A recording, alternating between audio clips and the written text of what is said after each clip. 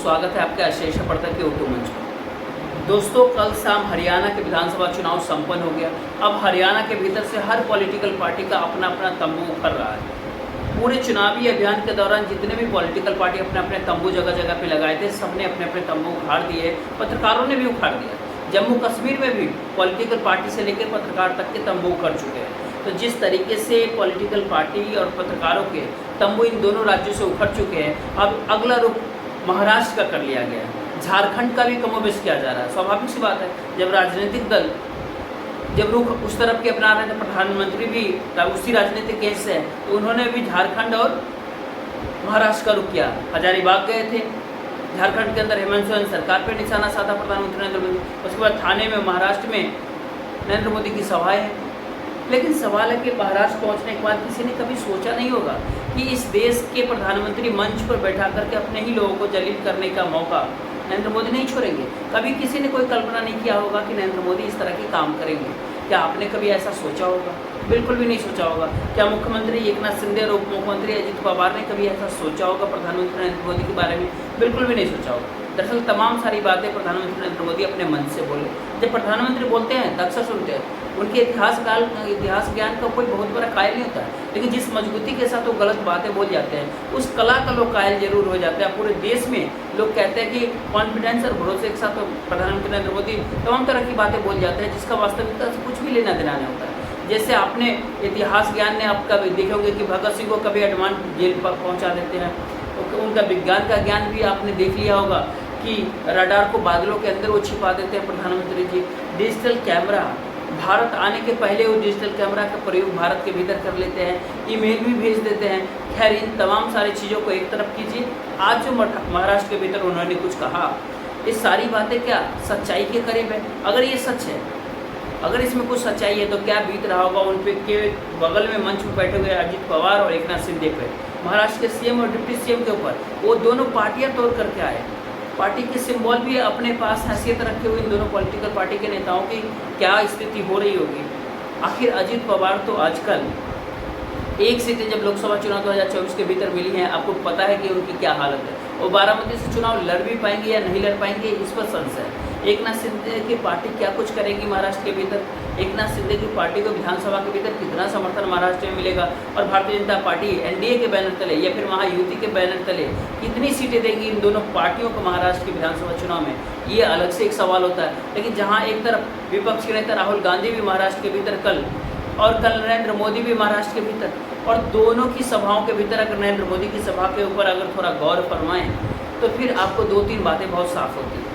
पहला तो ये कि महाराष्ट्र के भीतर भारतीय जनता पार्टी, बीजेपी या उनके एनडीए फिर महायुति जो कुछ भी गए, उनकी बहुत अच्छी स्थिति नहीं होती है महाराष्ट्र के भीतर। जब दूसरा, चुनाव के भीतर स्थिति अच्छी नहीं होती, एक जगह से चुनावी तंबू उखड़ चुका हो, दूसरी जगह चुनावी तंबू लगाना पड़ रहा हो, तो क्या वहाँ पर इतनी सागोई से कुछ कहा जा सकता है?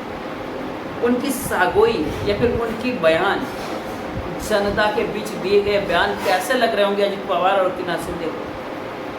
दरअसल प्रधानमंत्री नरेंद्र मोदी ने काफ़ी कुछ कहा है महाराष्ट्र के मंच से। कांग्रेस पार्टी को बांटो, राज करो वाली पार्टी तक कह दिया है। अर्बन नक्सल का सरदार भी कहा कि अर्बन नक्सल है। और जब भी इस तरह की बातें कोई करता है तो भारतीय जनता पार्टी की काफ़ी बुरी हार होती है। ये आपने इससे पहले देखा। एक समय बिहार में नीतीश कुमार के डीएनए पे सवाल उठा दिया था। 2015 के बिहार विधानसभा चुनाव के भीतर, दिल्ली की विधानसभा चुनाव में भी उन्होंने कहा था कि यह नीति करनी है तो दिल्ली में जाओ, सभी लोग रहते हैं, आम आदमी पार्टी पर निशाना था। 70 में 67 सीटें जीत गई थी आम आदमी पार्टी ने भारतीय जनता पार्टी के सामने। और भारतीय जनता पार्टी को उस समय विधानसभा के भीतर मात्र 3 सीट मिल पाई थी 2015। 3 लोग ही भारतीय जनता पार्टी के टिकट पर जीते थे। मुख्य विपक्षी दल के दर्जा पाने की स्थिति में भी नहीं रही थी भारतीय जनता पार्टी दिल्ली के भीतर। आज मुख्य विपक्षी दल को अर्बन नक्सल कहते हैं। खैर, मुख्य विपक्षी दल को ऐसा कुछ कहा, उनके दल के लोग इस तरह की बातें सुनने के लिए आदी हैं। ये आदि इसलिए भी कि प्रधानमंत्री नरेंद्र मोदी की भाषा शैली को प्रधानमंत्री की बौद्धिक क्षमता से कांग्रेस पार्टी के लोग जोड़ करके देखते हैं, तो ये उनकी समस्या हो सकती है। देश के प्रधानमंत्री नरेंद्र मोदी देश के प्रधानमंत्री और प्रधानमंत्री होते हैं, उनसे उम्मीद रहती है देश को कि उसी भाषा का इस्तेमाल करे जब भारतीय जनता पार्टी की तरफ से बने पहले प्रधानमंत्री अटल बिहारी वाजपेयी किया करते थे। लेकिन ज़रा उससे आगे निकल करके अगर आप देखिए और उन्होंने आगे क्या कुछ कहा।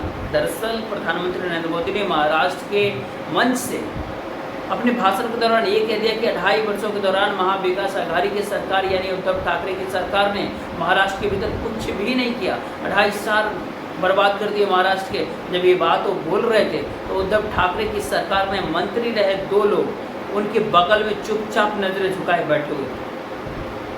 2.5 वर्षों तक जो लोग उद्धव ठाकरे की सरकार में साथ रहे, साथ काम किए, डिप्टी सीएम बने हुए, वहाँ के डिप्टी सीएम थे, वो परमानेंट डिप्टी सीएम कहे जाते हैं अजित पवार, वो भी मौजूद होते हैं। आज भी वो डिप्टी सीएम है, उद्धव ठाकरे की सरकार में भी थे। और मुख्यमंत्री एकनाथ शिंदे उद्धव ठाकरे की सरकार में वो भी थे, जो शिवसेना विधायक दल के नेता भी थे, उद्धव ठाकरे सरकार के भीतर बड़े मंत्रालय भी चला रहे थे। वो भी मंच पर प्रधानमंत्री नरेंद्र मोदी के बगल में ही बैठे थे। जरा सोच करके देखिए क्या कुछ बीत रही होगी महाराष्ट्र के सीएम और डिप्टी सीएम के ऊपर। अटल बिहारी वाजपेयी सरकार के एकमात्र मंत्री हैं जो मोदी कैबिनेट में भी है, राजनाथ सिंह। और किसी दिन इस बात की कल्पना कीजिए कि नरेंद्र मोदी जी ये बोल जाए कि अटल जी की सरकार में कुछ काम नहीं हुआ, जैसे कहते हैं 70 साल में क्या कुछ हुआ, कुछ नहीं हुआ, कांग्रेस ने कुछ नहीं किया। तो उसमें 70 साल में अटल बिहारी वाजपेयी की भी सरकार होती है तो क्या बीतता होगा। क्योंकि कृषि और भूतल परिवहन मंत्रालय संभाल चुके हैं राजनाथ सिंह अटल बिहारी वाजपेयी की सरकार में। क्या उस सरकार में कुछ नहीं किया? राजनाथ सिंह ये सब कुछ सुनने की आदि है। उनको लगता है कि दिल्ली में सत्ता बने रहना है तो सब कुछ सुनना है। लेकिन एकनाथ शिंदे को भारतीय जनता पार्टी किस तरह से ऐसे कर रही है? आखिर अजित पवार कौन से भारतीय जनता पार्टी के हिस्सा है? वो मंच के ऊपर बैठ करके खुद को जलील क्यों करवा रहे थे महाराष्ट्र के इस मंच से?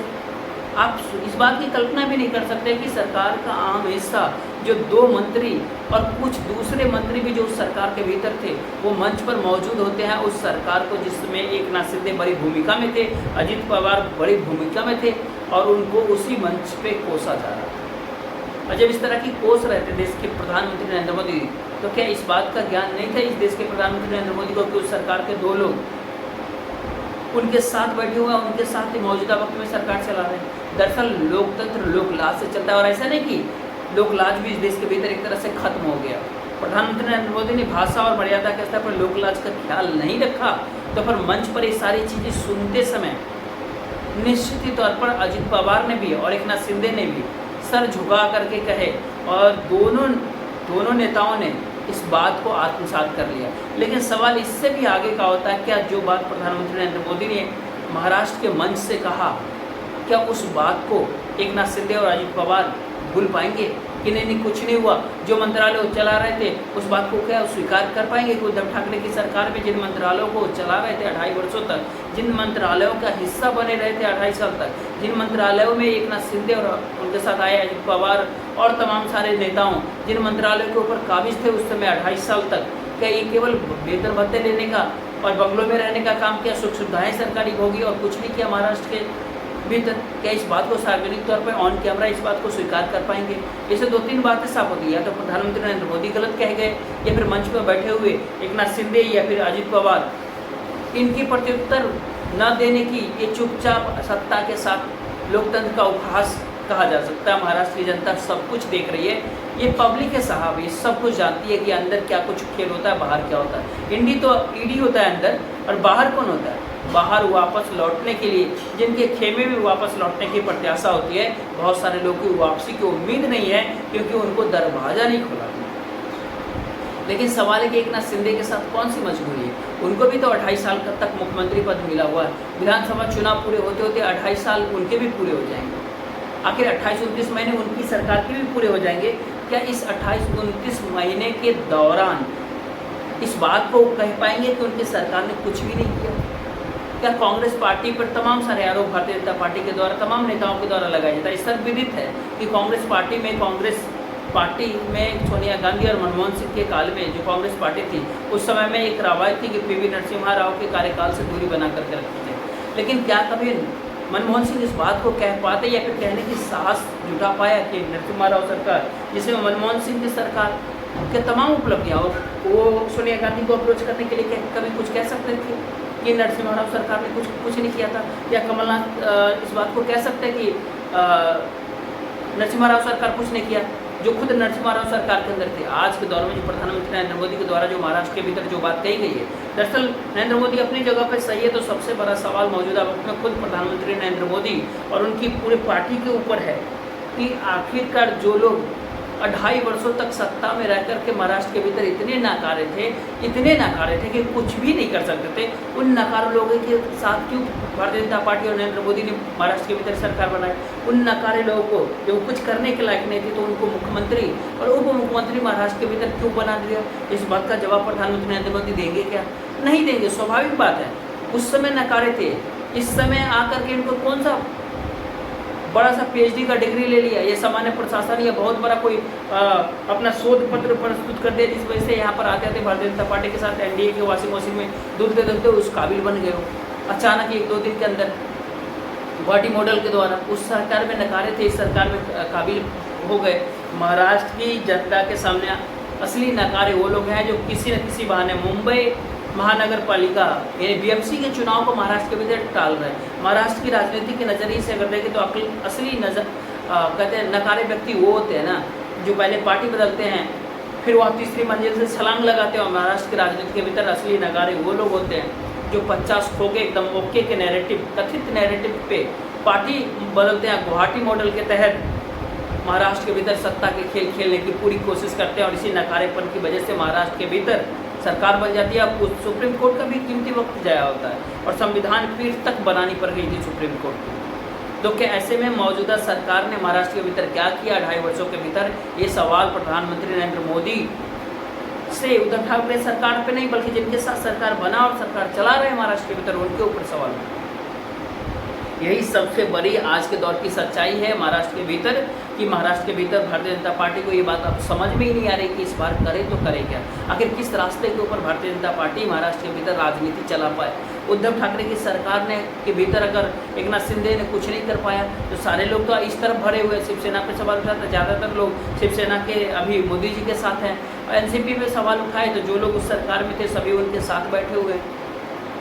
तो ऐसे में बिहार के भीतर आप देख रहे होंगे क्या कुछ होता है। नीतीश कुमार जब विपक्ष में होते हैं तो उनका DNA खराब कह दिया जाता है, और जब वो साथ में होते हैं NDA गठबंधन में होते हैं तो नीतीश बाबू हो जाते हैं। जबरिया माले के भीतर खींच करके फोटो खिंचवाई जाती है। क्या भी ये माले के अंदर आपने देखा होगा, बड़ा सा जो माला बनता है उसमें कैसे नीतीश कुमार को नरेंद्र मोदी खींचते हैं। तो राजनीतिक अपनी सुविधा के अनुसार बयान बदलवाती है, अपनी सुविधा के अनुसार बयान बदलने पर मजबूर भी करती है। तो ऐसे में अजीत दादा चक्की पिसिंग, देश के गृह मंत्री अमित शाह, किसने कितना भ्रष्टाचार किया? ये नहीं किया, प्रधानमंत्री नरेंद्र मोदी के शब्दों में तो किया, क्योंकि प्रधानमंत्री नरेंद्र मोदी ने भोपाल के अंदर भी, मध्य प्रदेश के अंदर भी ये बात कही थी, तमाम दूसरे मंचों से भी कही थी। कौन से बयान को इस दौर में सही माने? अगर प्रधानमंत्री नरेंद्र मोदी की बयान होती, नरेंद्र मोदी की बयानों को लेकर के मौजूदा वक्त में जो कथन और कारण का एक सवाल आपने देखा होगा, हमने कई NTA UGC नेट का परीक्षा में देखा है। तो कथन और कारक के इस सवाल में एसर्शन रीजन में हिंदी साहित्य में अगर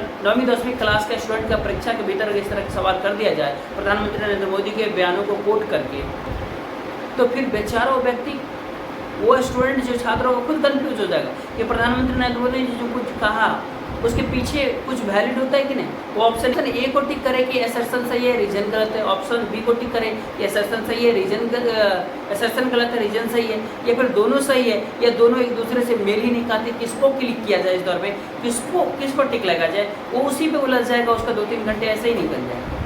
कभी परीक्षा लेने वालों को ऐसी कोशिश करनी चाहिए किसी न किसी बोर्ड के भीतर कि प्रधानमंत्री नरेंद्र मोदी के बयानों को कोट करके कथन कारणों वाले, एसर्शन रीजन वाले प्रश्न बनाए, तभी जाकर के महाराष्ट्र के भीतर जो खेल हुआ है और महाराष्ट्र के भीतर जो भी मंच से उन्होंने प्रधानमंत्री नरेंद्र मोदी जो कहा उसका एक्चुअल पिक्चर पता चल जाएगा कि कब क्या कुछ कहते हैं और बिना सोचे समझे तो नहीं बोलते हैं। अब देखते रहिए, आगे आगे महाराष्ट्र के चुनाव आने वाला है। लोकसभा चुनाव के भीतर कभी किसी की भैंस खोल कर कोई ले जा रहा था, कभी किसी का मंगलसूत्र छीन रहा था प्रधानमंत्री के शब्दों में, कभी कह रहा था कि मंगलसूत्र खोल लेंगे कांग्रेस पार्टी आ गई, तो कभी कुछ और छीन लेगी। भैंस और मंगलसूत्र के बाद अगला नंबर किस चीज़ का होगा महाराष्ट्र चुनाव के भीतर? महाराष्ट्र चुनाव का इंतजार कीजिए। 48 लोकसभा सीटों वाले महाराष्ट्र, जहां पर विधानसभा का चुनाव का ऐलान बहुत जल्द आपके सामने उस तारीखों की ऐलान कर दी जाएगी। देखते रहिए। फिलहाल इस वीडियो को ज़्यादातर दूर तक शेयर कर दीजिए, वीडियो को लाइक कर लीजिए, चैनल को सब्सक्राइब जरूर कीजिएगा। जय हिंद।